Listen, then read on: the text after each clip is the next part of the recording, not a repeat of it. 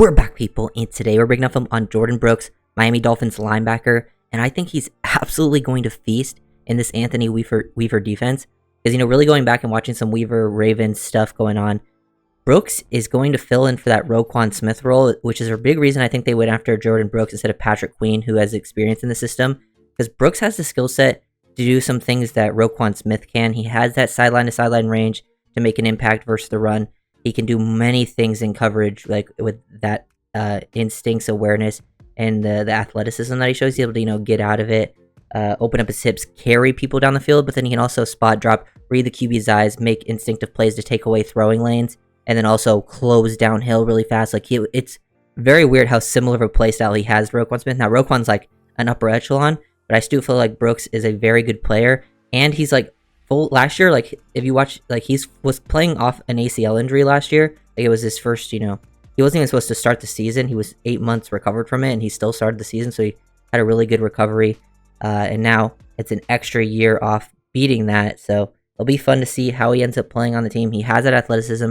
He's a very smart player. He understands, he's communicating a lot pre-snap and post-snap, which I think is big. He can blitz. He can do so many different things for your team.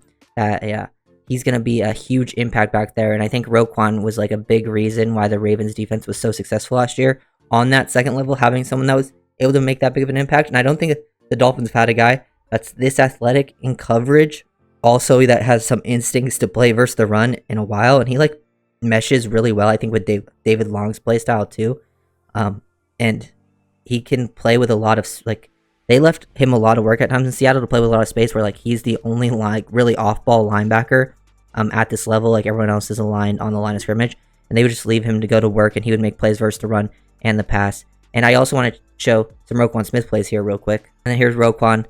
It's very similar, athleticism, his movement skills, able to read the QB's eyes, take away those throwing lanes. He can play top down, knock the ball out at the point of attack, just do a bunch of different things at spot dropping. He can also carry down the field, and he's very instinctive versus screens. And even, when they take false steps, they have that range to make up for it. They can get after the quarterback too when blitzing. Lots of similarities, and they both, can play within that Mike role. They can both be wills too, they have that versatility to go back and forth. But you're going to see Jordyn Brooks playing more of this Roquan Smith role, things they asked him to do.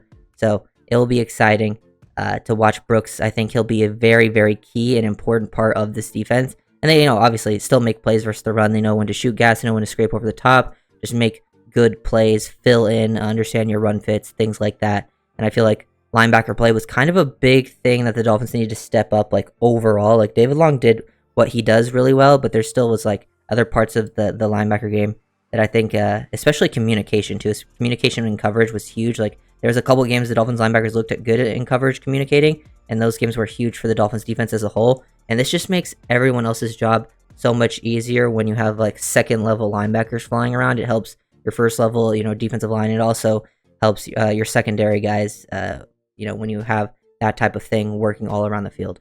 Here we got Brooks right here in coverage. We're going to break down some of these plays. They're motioning this across. He's, playing as that strong hook defender, reading the QB's eyes, and look at him just get down, close that space. They're throwing the ball down to Keenan Allen within the flat here. So they everyone's getting bumped over, and he sees, the QB's eyes. He starts to open up his hips, potentially, take away this throwing lane if this guy's able to sit down here, but then they work down the field. He sees Allen being uninterrupted down into the flat, so he just closes. So having that range to close down and make a play basically near the sideline as Keenan's catching it when you're playing as that strong side hook is really, really impressive. Shouldn't be able to limit that to basically a 1-yard gain. This is stuff I love to see. Having a linebacker that can show they're mugging the A gap here, standing up over the center, showing that you might blitz pre-snap, and then to get out of this. So having that versatility, have a linebacker that can disguise these looks pre-snap so you can give a bunch of different looks. It, makes it tougher on the offensive line with their protection to then now go off, find Rondale Moore, a receiver, and then basically carry him down the field, and you match him and look at him just sink his hips with him to not allow any separations, and then they're able to, work their games up front like that. You get a free runner here because they showed this look with Jordyn Brooks pre-snap, and now you're able to get this free runner with that safety coming, and then you have a guy that can drop back like that in the coverage. super, super special stuff. Like really, really, really special from Jordyn Brooks. More, more of an example here. A lot of times he'll stay square, keep his, eyes, shoulders to the line of scrimmage, but there's times where, he can open up, get downfield, gain depth to take stuff away. So he'll gain depth, potentially, help take away the underneath, the lane to maybe this curl right here. So he just takes the quick dump off to the running back, and look how he closes so fast. Like, look at him compared to, like, a Bobby Wagner. They're both doing similar things. They're both, dropping as your hook defenders, and the running back is right in between them, and Brooks closes much faster, and he's actually even more doing a better job leveraging, the routes, because I would say he has more of an effect on this throwing lane than Wagner has on this one, and they're, working very similar concepts, running like some curl flats, and then just the underneath, and Brooks just takes it away, man. Like, he looked so good on film, and like, here's, the other angle of it, strong to finish his tackles. Sometimes he'll miss his tackles too. And then I loved the better versus the run than I expected, because when he came out of Texas Tech, he wasn't the most instinctive run defender. It was something he needed to work on for sure, and he ended up being a first-round pick, which was higher than I expected. And he's still only 26, which is big. But just identifying the pullers, staying square to the line of scrimmage. They're trying to pull up in here. You fit into the run here really nicely in between your D linemen. Then avoid the tight end in the hole, come off of it, and help make that tackle. So just beautiful, beautiful play. Instincts, understanding, get downhill, fit in versus the run, and then finish. Those things Brooks was doing all over the film. And then there's even other examples, here, selling, like some zone read, but it ends up being like a lead with the running back. Interesting concept here from the Cardinals, so it's tough to sell. He has to fit into this run, fit in, see that this is now going to this outside, so then it has to get across this tight end's face, get around, look at the range, use that, right hand right there to create that separation, and then close on Kyler so fast. That extra burst is impressive. And look at him fit here. So he's lined up in between, the one tech and this, like, 5 right there. He's aligned, like, on this B gap, and look where he ends up making this play where they run duo. He stays in phase, leverage this running back, get over the top, and make a play all the way on the opposite side, which, if you look where he ends up making the play, it ends up being in almost like the other B gap, maybe even, more like the C gap, actually, which is insanely impressive. And that was all within 1 yard of the line of scrimmage, so crazy stuff from Brooks. Lots of communication pre-snap, too, which I love. He's always, pointing things out, which I think is big, when you're going to be that Mike linebacker of the defense. Brooks fills in that role. I feel like it's just exactly what was asked to Roquan Smith to do. That's kind of where all of Brooks' best plays came from in Seattle when he was asked to do similar stuff. Just the sideline to sideline range. You're running toss plays. He's got the ability to get out there.